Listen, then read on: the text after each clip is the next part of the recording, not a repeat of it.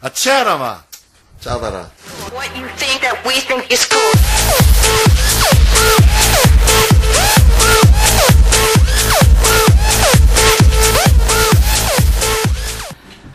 민주통합당에 의한, 민주통합당을 위한 민주통합당의 정통평파방송 민주통합당 살아있네 2회 방송을 시작하겠습니다. 2회 방송 못할 줄 알았습니다.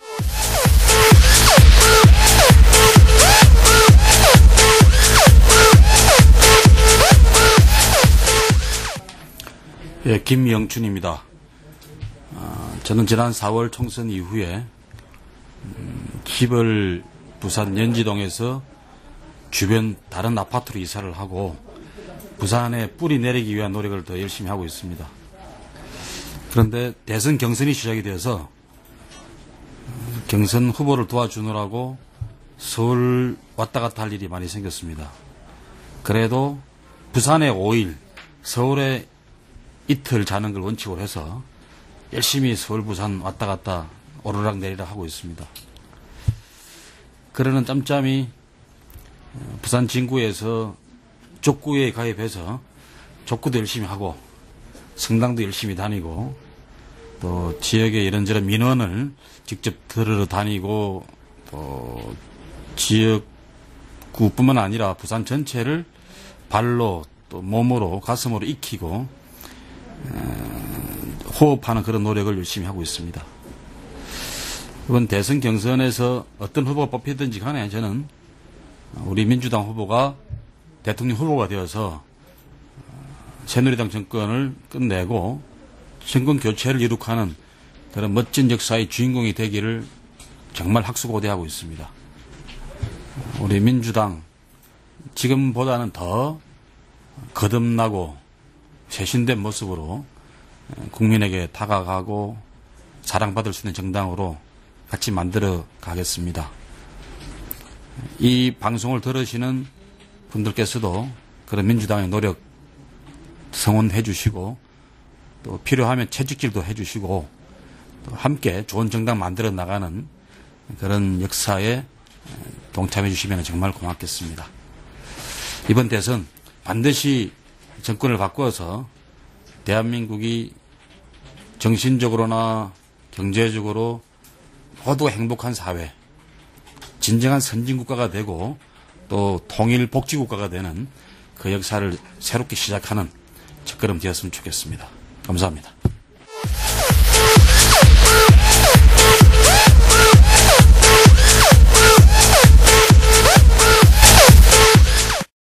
박재호 시당위원장님과 시당에 확 젊은 당직자들이 모여서 지금 수다를 떨고 있는데요. 남자분들이 이렇게 수다를 좋아하시는지 몰랐습니다. 우선 시당의 소식, 첫 소식, 우리 시당의 그 위원장님이 수행하는 반선호 홍보팀장이 차를 바꿨다는 소식. 차량 왜 바꾸셨나요? 남들이 보면 위원장 편하게 해준다는데 절대 아닌 것 같습니다. 재정치하고 있습니다. 아니 뭐 시당이 돈도 없다는데. 남들은 내가 차 사준 거. 아, 그렇겠네요. 저기 돌았나, 확실하게. 그렇네요. 어쨌든 뭐, 겉으로는 위원장님 왜 산 걸로, 속으로는 이제 뭐, 지조차고 산 걸로. 네, 어제 위원장이 내려오신다고 주차를 2시간 동안 했다는데요? 쓸데없는 시간. 진짜 이 잘하고 못하고 차이가 뭐가 중요한지를 알아야 돼. 쓸데없는 것이 나는 인간 살면서 가장 후회하는 아들이 이 쓸데없는 못 부리는 거 있잖아. 뭐 차를 닦는다. 그 다음에 뭐 옷을 잘 입는다. 뭐 이 가방을 뭐 좋은 거 맨다. 이거보다 오히려 그 사람, 다른 사람 하나를 마음을 사는 게 우주를 얻는 건데 쓸데없는 데 시간을 너무 낭비하는 거. 그건 위원장님처럼 좋은 이야기들. 이게 외모가 어느 정도 받쳐주는 사람은 투자를 안 해야 되는데 우리 공보국장님이나 서초시장실 이런 외모들은 약간 투자를 해야 됩니다. 저런 분들은 좀 옷이나 좀 잘 입고 이래야지. 인정합니다. 이건 인정하시면 아니, 안 되죠. 우리 공국장이면 총각이시면 저는 장가가는데 집사람에 대한 그래, 아무 필요 없다. 저 사람한테만 잘하면 됩니다. 아, 맞습니다. 맞습니다. 저희 남편에게 꼭 전해주도록 하겠습니다. 선우야, 위원장님 말씀 들었지? 위원장님한테 잘할 필요 없다고 말씀하셨다. 그래, 잘할 필요 없다. 니 한번 잘하면 된다. 대신에, 그러면서 내한테도 잘하고. 아니, 위원장님, 이번에 새로 하셔서 당훈을, 지금은 민생정책 우선하는 대한정당, 뭐 깨끗하고 투명한 부산건설, 이런 당훈을 지금 사고치자로 바꾸셨다고 하는데, 왜 바꾸셨습니까? 근데 이, 기본적으로 뭐, 이래, 당이라면 좀 무겁잖아요. 세상이 살아가는데. 그렇죠. 근데 사실로는 이 정치는 가까워야 됩니다. 어느 누구하고라도. 그러려면 기존의 이 당이라는 틀을 깨버려야지 가까워질 수 있고 또 젊은 사람들하고 소통도 되고 이래서 하여튼 사고를 치보자. 특히 더 부산에 뭐 민주당이라면 누가 관심도 없고 호남당이다, 빨갱이당이다 이래서 왔는데 우리가 그게 아니다라고 비주는 게 우리의 몸부림부터 치야 되거든. 그래 하려면 사고부터 치야 됩니다. 그래서 하여튼 사고 치자라고 이제 바꾸려고 지금 바꿔라 했는데 하도 안 바꿔서 내가 오늘 바꿔라고 지금 한 번 더 욕을 하고 있습니다. 아, 말을 잘 안 듣네요, 지금 당직자들이. 아무도 안 듣고. 아무도 안 듣고. 지금 말할 지가 없는데. 저거 실컷 하는 척 하면서 아무것도 안 하는 거. 그렇습니다. 결국은 뭔가 사고 치라고 하긴 하셨으나, 당직자들이 말을 안 듣는 걸로. 저희가 위원장님한테 반항하는 걸로 사고 치고 있습니다. 아, 이것도 사고인 걸로. 맞다, 그것도 사고래. 아니, 사고 치자 세 가지 앞에 뭐 있었잖아요. 힘모아 사고 치자. 할 수 있을 때 사고 치자. 마지막 하나 더 있었는데, 세 가지였는데, 하여튼 세 가지 있었습니다. 꼭 해서 빨리 당훈을 바꿔주시기를 바라겠습니다. 영남 지역 5개 시도당 위원장들이 모여서 이제 부산 지역의 핫이슈인 현영희 의원 공천 뇌물 매각 매직 사건에 대해서 기자회견 하셨는데, 부산에서 지금 거의 몇십 년 동안 정치를 해오신 입장에서 이 현영희 의원 공천 뇌물 사건을 어떻게 바라보시는지 다들. 부산에는 저 한나라당, 새누리당이가 뭐 이름이 하도 바뀌어서 뭐 때문에 이름이 바뀌는지는 모르겠지만 하여튼 그 당이 그 당인데 네. 새누리당 공천만 받으면 다 국회의원 되니까 뭐 대한민국 부산에 돈 있고 또 좀 뭐 인맥 있고 이런 아들은 다 새누리당 공천만 받으려고 줄을 서요. 근데 거기서 공천을 못 받으면 비례대표라도 하면 부산에 어쨌든 주류가 되고 부산의 모든 일을 다 할 수 있으니까 그래서 아마 비례대표를 받으려고 했나. 그 현영희 의원의 경력이 유치원 원장하다가 예. 비례대 그 시의원 동래구 시의원 비례대표 시의원인가? 아닙니다. 동래구 시의원 한나라당 공수가 하면 되는 게 전체인데 2번 하다가 임기를 2년 남겨두고 2008년 18대 총선 때 국회의원 하겠다고 사퇴를 하고 나왔고 2010년도 이제 교육감 선거 때 민선 교육감 선거 때 출마해서 어쨌든 굉장히 하고 싶으신 분인 걸로. 그래서 그 경력을 놓고 본다면 사실은 이번에 이제 국회의원에 대한 집착이 대단히 강했던 분으로 보이거든요. 시의원도 던지고 할 정도였기 때문에 그 정도 되는 분이 뭐 한나라당은 아무래도 이번 건을 배달 사고로 정리를 하려고 들 건데 그 정도 어지러가 있었던 분이 뭐 돈을 받기로 돼 있는 사람하고 사전에 뭐 얹을 일도 없고 사후에 확인도 없이 주선 일이 만무하지 않을까. 그분이 정치 신인도 아니고 국회의원에 대한 대단한 집착을 가지고 시의원까지 던지신 분인데 그런 생각이 들더라고요. 근데 국회의원이 뭐 아무나 할 수도 있죠. 그렇지만 사실은 물론 호남도 비슷할 수는 있겠지만 그래도 이제 비례대표든 또는 그렇죠. 국회의원 하겠다 하면 내가 국가를 위해서 또 이 어떤 지역이나 내가 또 이 우리 후세들을 위해서 무엇을 할 것인가의 생각 없이 국회의원 한다. 그걸 아무나 공천을 준다. 이것도 참 문제는 문제고 또 그게 뭐 현실이니까 어쩔 수는 없지만 국민들이 볼 때는 우스운 집단일 수밖에 없죠. 그렇죠. 아무나 공천만 주면 되니까 비례대표도 돈만 있으면 될 수 있고 이거는 매간매직하고 똑같죠. 사실 이번 사건의 본질이 그 한나라당의 새누리당에 대한 부산 시민들의 이렇게 지극한 지지를 결국은 이 새누리당에 있는 사람들이 자기의 뒷돈을 챙기는 수단으로 이용한 것일 수 있는 문제가 사실은 시민들은 그거 하라라고 밀어준 게 아니었음에도 불구하고 그들은 그걸 이제 치부하는 도구로 활용했다는 게 대단히 시민들한테 충격적으로 맞아요. 이렇게 여가 유명한 대사 있잖아요. 이게 호의가 반복되면 권리인 줄 안다고. 이 부산 시민들이 사랑을 주니까 이게 당연한 줄 알아요. 고마운 줄 모르는 거죠, 진짜로. 한 번에 딱 끊어봐야지 고마운 줄 아는데. 근데 이제 한 가지 예를 들면, 이거는 이제 이야기가 조금 궁금할 수는 있는데, 그 옛날에는, 이제 물론 독재 시절에는 이제 대통령이 뭐 인권을 단합하고 뭐 경제를 좀 발전시키고 하는 게 어느 축이 더, 맞는지는 그 시대의 정세에 따라 틀리지만, 그래도 한 20년, 30년 전에는 언론인은 뭐 자기가 기사를 썼는데 만약에 그걸 자른다 이러면 반항도 하고 또 우리 신문 못 내겠다 하는 쟁의가 있었고 또 공무원 중에서도 천명리상이라고 옛날에 있어서 내가 그래도 이거는 못하겠다 하는 정서 예를 들면 사대강 사업을 한다 그러면 내가 볼 때 이거는 강을 진짜 지키는 행위다 라고 생각이 드는 공무원이 있으면 내 이 담당자로서 나 이거는 못하겠다. 라고 하는 소신 있는 사람들이 참 많았어요. 분야에. 네네. 근데 이게 어느 날 국회의원도 마찬가지입니다. 국회의원도 옛날에는 물론 뭐 비리가 있고 또 대선을 위해서 정치 자금 여러 가지 이런 거는 있었지만 그래도 국회의원이 존경받을 수 있는 그런 나름대로 이유는 있었다고. 근데 어느 날부터인가 이런 쟁의가 없어지는 사회. 그 이유 중에 하나가 뭐냐면 우리나라가 IMF 때를 거치면서 고용이 자율화되면서 재벌들이 돈을 벌기 시작을 했고 그게 한 5년에 걸쳐서 엄청난 축적이 되면서 이 세습을 시켜야 되는데 권력이 재벌이 자기 자식한테 물려줘야 되는데 이 법을 이용을 해야 돼요. 그러려면 모든 분야에 로비를 해야 돼요. 관료, 그 다음에 뭐 정치, 대법관, 뭐 법원 모든 걸 로비를 하다 보니까 모두들 금에 돈에 노예가 돼버린 세상이 지금이라.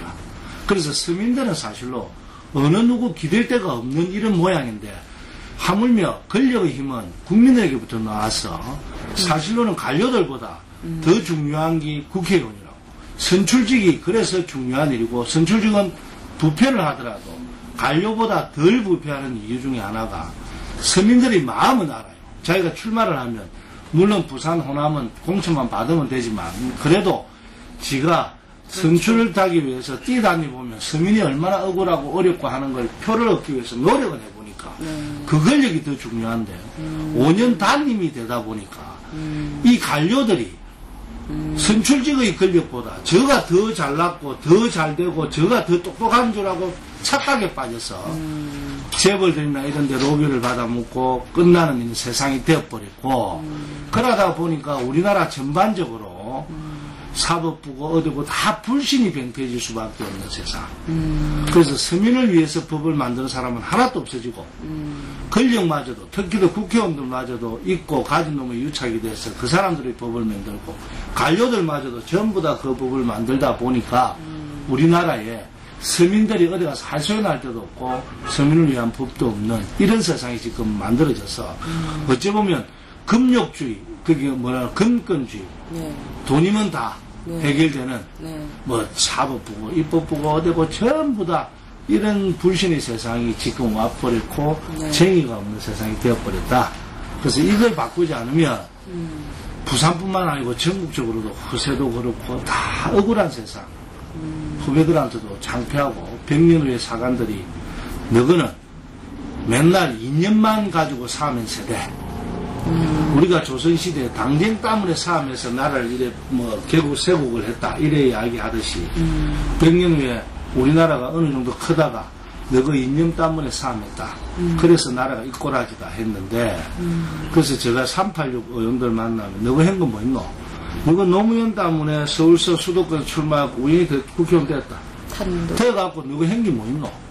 너가 민주화는 다 시민들이 다 맹그렇고 너는 그 앞장 조금 쓰다가 국회의원까지 됐는데 너가 교육을 하나 고쳤나 사업을 하나 고쳤나 너가 한 거 뭐 있노? 아무것도 없다. 너희끼리 맨날 수군이 진보니 보수니 뭐 이런 사업만 하다가 끝나는 세상이 되어버려. 너희라도 정신 차리다. 보수 중에서도 깨끗하고 진짜 괜찮은 국가를 위한 보수도 있고 진보 중에서도 똑같아. 이런 사람들끼리 서로 존중해주고 서로가 인정을 해줘야 되는데 왜 서로 반목하고 싸움만 하느냐라고 내가 뭐라고 하는데 하여튼 젊은 층을 위해서라도 세상을 바뀌어야 되는 건 확실하거든요. 그래서 이번에 이 부산의 이런 사건도 시민들만 욕할 게 아니고 우리 권력도 우리가 갖고 있는 이제 국회의원들 되려고 하는 노력하는 사람들도 진짜 부산에 한나라당이든 새누리당이든 민주당이든 국회의원 후보가 되겠다 하면 내가 과연 그만한 자질이 있는지 내가 또 그를 책임을 질 만큼 내 살아왔던 계적에서 이것만큼은 할 수 있다는 소신이 있는지 한 번을 하더라도 소신 있는 국회의원하고 말아야지 추력으로 몇 번 해본데 그건 직업이라고 직업이 되면 국민을 위한 게 아니고 지를 위한 거로 바뀌는 거예요. 그래서 그거는 이번에 우리가 한 번 더 각성을 해야 된다라는 생각을 합니다. 아니 어쨌든 외부적으로는 뭐 새누리당에 대해서 이렇게 우리가 비판을 하더라도 이 사건을 계기로 자기 스스로도 한번 돌아보는 거는 예, 필요한 일인 것 같습니다.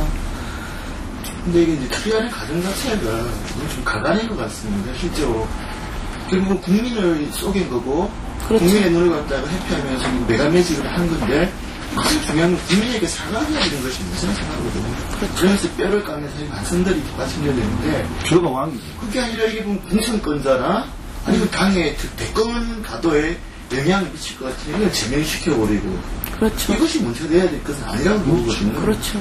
정말 국민에게 무서워할 줄 권력을 준 국민에게 사과를 먼저 해야 되는 이런 구조가 없이는 제1당으로서의 보이는 책임 있는 모습은 전혀 안 보여주고 있는 것 같다는. 그러니까 이걸 새누리당에서는 되게 저희가 예상했던 것보다 훨씬 빨리 덮으려고 하지 않습니까? 가장 큰 건 저 개인적으로는 어쨌든 집안 단속조차 못하는 박근혜 후보에 대한 국민적 비판이 있을 경우에는 자기 세력, 자기 집안조차 단속 못한다는 이 문제가 부각이 되는 거에 대한 두려움이 가장 큰 것 같고, 특히 개인적으로 또 하나 고민스러운 거는 고민이 아니라 의혹이 있는 부분은 성관이가 김용주 의원하고 이 건을 같이 고발을 했는데 그 건은 서울중앙지검에서 하고 이 건은 부산으로 내려보냈는데 이게 사실상 훨씬 더 중대한 문제임에도 불구하고 그렇죠. 부산에서 이 지검에서 이걸 처리하게끔 하고 이거는 뭐 금전이 왔다 갔다 했음에도 불구하고 특수부도 아닌 공안부에서 뭐 이 사건을 맡게 하고 이런 조치들이 뭐 수순이 많이 가지고 있는 것 같다. 일단은 뭐 꼬리를 잘라서 배달 사고로 해서 당내로 번지는 부분, 박근혜 후보에 대한 리더십의 문제 제기에 대한 부분을 덮겠다. 이 너무 일사불란하게 움직이고 있는 것 같은 게 준비도 안 됐는데 현계현 의원은 전 의원은 검찰에 출석했지 않습니까? 검찰에서 아무 준비도 안 한 상태에서 이 스토리도 안 짜놓은 상태에서 출석하고 이런 것들이 이게 진짜 지금 어쨌든 국회의원도 아까 위원장님 말씀하신 대로 사실 제대로 안 뽑히고 해서 입법부도 믿을 수 없고 검찰 사법부도 믿을 수 없고 아까 말씀하신 관료들은 또 어쨌든 그 오랜 역사 속에서 자기의 이익만 생각 행정부도 믿을 수 없는 이 우리 국민들은 누구를 믿고 살아야 되느냐 갑자기 확 암울해지는데 답은 정권교체밖에 없다 뭐 이런 뻔한 결론으로. 근데 정권교체를 하더라도 이제 이 하루아침에 이루어지지는 않는다고 경제나 뭐 하루아침에 그렇죠. 살아나지는 않지만 그렇죠. 질서를 잡는 거지. 네. 예를 들어서 이제 쿠데타를 한번 하면 20년 동안 이 쿠데타라는 이 정신이 없어지려고 한 20년 걸린대. 그 정도로 피해가 큰데 우리나라가 이제 5년 단임이 되면서 오는 문제가 뭐냐 하면 권력의 줄서기라. 모든 관료, 입법, 행정 다 네. 국정원까지. 근데 사실로 이제 권력을 잡으면 우리나라에 세 개의 기둥이 있다. 네. 이제 사법부, 국정원, 네. 그 다음에 이제 검찰하고 이제 국정원하고 군인이라. 네. 이 군대 이 세 개는 어느 하나라도 무너지면 나라가 엉망이 되거든요. 네. 그래서 역대 정권에서 어지간하면 독재할 때도 그렇고 뭐 하지만 이제 이 세 군데는 거짓 자기들끼리 너무 잘 알아. 아, 저 친구는 다음에 포스터가 될 거다.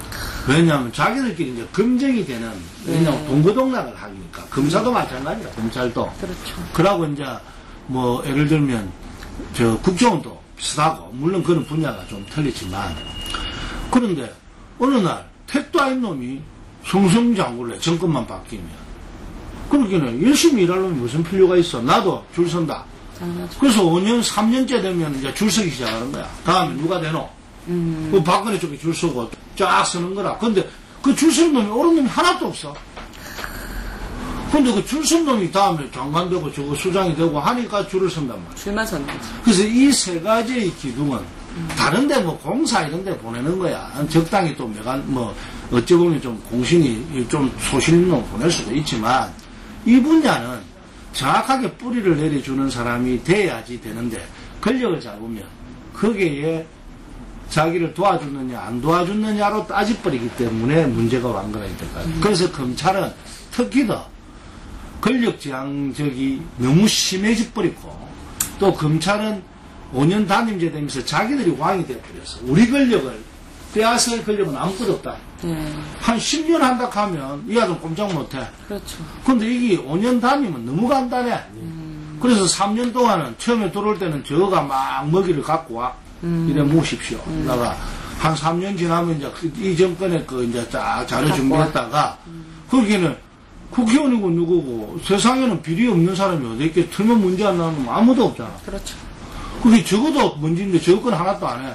그리고 얼마 전에 대부분 인간했던 놈, 인간 한다는 검찰 출신, 그거 뭐 비리가 더 많더니 그거 구속사안이더만 보니까. 근데 저건 아무것도 없어. 이걸 보면서 국민들이 느낄 때 또 특히 더, 저축은행 사건 딱 보면, 내가 그 이야기를 했지. 클수록 재경부 출신, 건강부 출신 간부들을 저한테 고용해. 월급 줘. 그럼 절대 부담 안 나. 어제가 커지기 전까지는. 그러니까요. 근데 그 아들한테 저것끼리 먹이 사슬이라. 그런데 옛날 같으면 재경부 출신이 그만두고 나면 어쨌든 연금도 있고 어디 뭐 공사 갔다가 또 강사 못 가는데도 조금 갔다가 끝나면 이제 자기가 오후에 뭐 끝내서 이제 좀 편안하게 존경받으려고. 지금은 돈이 최고야.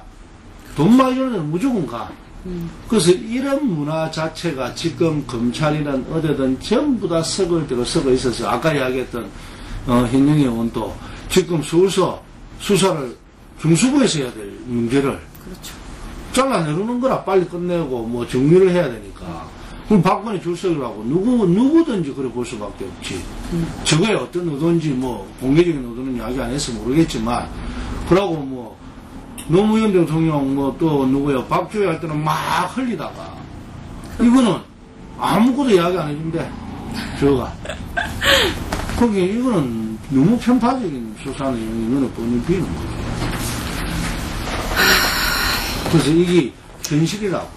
현실이죠. 현실이고 우리가 놓여 있는 만만치 않은 현실인 것 같고 어쨌든 그 위원장님처럼 국정 운영 경험을 가신 분들이 다음 우리 정권 교체가 될 때 그 경험들을 어쨌든 잘 다시 활용해 주시는 게 필요한 것 같고요.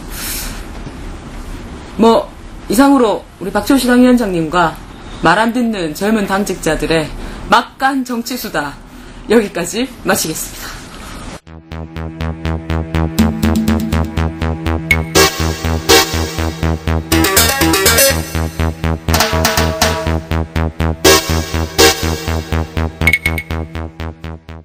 저희 부산시당에 한류 스타가 계십니다. 부산진구의 연사마 배용준 부산진구 의원님 모셨습니다. 안녕하십니까? 예, 반갑습니다. 배용주입니다. 본명이신 거죠? 네, 그렇죠. 이름 때문에 굉장히 에피소드가 예, 많으실 것 같아요. 그렇죠. 특히 선거운동 할 때 네. 모 후보가 굉장히 부러워하더군요. 아, 이름의 인지도는 100%라는 거. 그렇죠. 예. 그 이름에 덕을 많이 보셨을 것 같은데 네, 여러분들께 이 배용준 의원님의 미모를 전해드릴 수 없어서 굉장히 안타까운데 실제 배우 배용준 못지않은 미모를 자랑하고 계십니다. 그 이번에 초선으로 구의원으로 그렇죠. 당선되신 예. 거죠. 그 전에 사실 뭐 그럼 정당 활동이나 이렇게 정치 쪽으로 활동하셨습니까? 아니요, 전혀 안 했죠. 전혀 안 하셨습니까? 전혀 안 했죠. 뭐 예. 당원이었다거나 뭐 그런 적도 없습니다. 그러면 어떻게 출마를 이렇게 쉬운 일이 아닌데 결심하시게 됐습니까? 결심하게 된 거는 이제 추적해보면, 예. 노무현 대통령님이 봉하마을에 내려왔을 때, 그때 11월에, 네. 그때 그분의 연설을 한 1시간 반 동안 들은 적이 있습니다. 그래서, 저분에 대한 진정성을 조금, 이제, 몸으로 느꼈고, 또, 개인적으로 말하면 어떤 직장 생활의 이제 정리 단계에 들어서서 우리나라 뭐, 명예퇴직이 일반화되어 있지 않습니까? 누구나 다 대기업에 다니는 사람이면 명예퇴직 압박을 받고 있습니다. 네. 적어도 50이 넘으면 네네. 그러던 차에 진로에 대해서 생각해보는 계기가 됐죠. 아니 그러면 이 제2의 인생을 네. 지금 정치 쪽으로 오셔서 이렇게 부의원으로 대단하신 것 같습니다. 어쨌든 뭐 집에 반대는 일 없으셨습니까? 이제 제의를 받았을 때 예. 정치에 대해서 특히 뭐 구의원에 대해서 네네. 어떤 건지 정보도 전혀 없었고 예. 그때부터 이제 알아보기 시작했죠. 그래서 알아보니까 수입은 이제 제가 다니는 직장 그때 다니던 직장의 절반이 채 안 됐고 그렇죠. 그런데 이제 보람이 있는 거죠. 예. 이제 직장 생활을 오래 하는 것보다는 스스로 좀 더 사회에 보탬이 되는 사람이 되고 싶다. 한마디로 좀 더 내가 조금이라도 능력이 있다면 기하고 싶다. 또 좀 더 남에게 지시받는 삶보다는 내가 스스로 움직이는 그런 삶을 살아가고 싶다 해서 이제 가족을 설득을 했죠. 한 달 동안 쉽게 말해서 초반에 그럼 반대가 좀 있으셨네요. 굉장히 했죠. 한 달 동안 뭐 수입도 집사람 주고. 또 뭐 친인척, 예. 모친, 뭐 형님네들 다 반대했죠. 말아먹는다고. 네. 그래서- 정치에 발들이면 집안 말아먹는다고. 그렇죠. 일반적인 생각이 정치에 출마하면 돈이 많이 들고 예. 당선이 안 되면 그렇죠. 큰일 나는 걸로 알고 있었죠. 그렇죠. 근데 출마를 해보시니까 이제 생각했던 것보단 돈이 많이 들거나 그렇진 않으셨죠. 그렇죠. 알아보니까 예. 어느 정도 일반인들이 충분히 감내할 수 있는 돈만 가지고 그것도 조건이 사표는 내지 마라 회사에. 그럼 이제 회사에 그 유지하는 조건으로. 그래서 제가 찾아보니까 네. 제가 기득권을 포기하고 네. 대신에 회사에 연차 휴가 20일을 하니까 한 달이 되죠. 그렇게 휴가를 내고 출마를 한 거죠. 아니 휴가 내고 출마하신 거예요? 그렇죠. 대박. 예. 지금 휴가 내고 출마하셨어요? 그렇죠. 사실은 그럼 당선되고 이제 그만두신. 그렇죠. 당선 확률이 50%가 그때는 안 된다고 봤죠. 그랬죠. 3월 달에 그쯤에는. 예, 그때는 뭐 민주통합당 그렇게 뭐 인기 있고 이런 건 아니었기 그렇죠. 때문에. 여러분, 당원 여러분, 희소식입니다. 지금 직장을 다니시는 분들, 명예퇴직에 압박을 받으시는 분들, 그 1년 연차 휴가를 싹 몰아서 휴가 내고 출마하실 수 있다는 이 사례를 보여주신 분이 여기 계십니다. 예. 그럼 이제, 어쨌든 당선되고, 그러니까 당선되고 나서 회사를 그만두시고, 예. 6월 30일자로 명예퇴직을 하고 바로 또 7월 1일부터 이제 구의원 생활을 하게 되었죠. 재미는 있으십니까? 예, 뭐 훨씬 보람있고 네. 시간적으로 생각하기에 따라서는 여유가 너무 많고 자기가 시간을 이제 조절해서 쓸 수 그렇죠. 있는 내가 거니까. 내 인생의 주인이 되어서 주민들을 위해서 제가 할 수 있는 일을 열심히 하면 되는 거죠. 어쨌든 멋있으신 것 같고요. 그 당원들이나 이제 일반 시민분들 중에서도 정치에 막연한 꿈을 가지고 있거나 출마 한번 해보고 싶다 뭐 이렇게 생각하시는 분들이 있을 건데 용기를 못 내고 계신 분들 되게 많을 것 같습니다. 그렇겠죠. 그래서 예.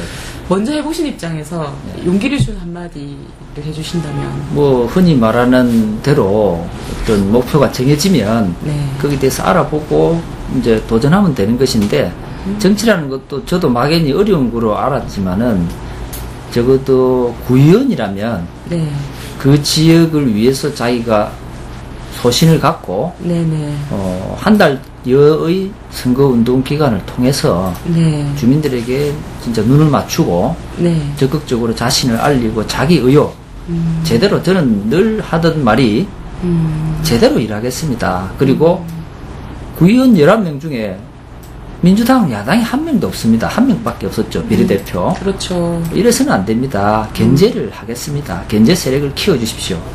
그렇게 제가 눈빛을 쳐다보고 서로 마주보고 그렇게 선거운동을 한 게 아마 많은 분들이 인정해 주신 것 같아요. 또 운이 좋았던 것도 있겠죠. 제 이름 뭐 탓도 조금 있을 거고요.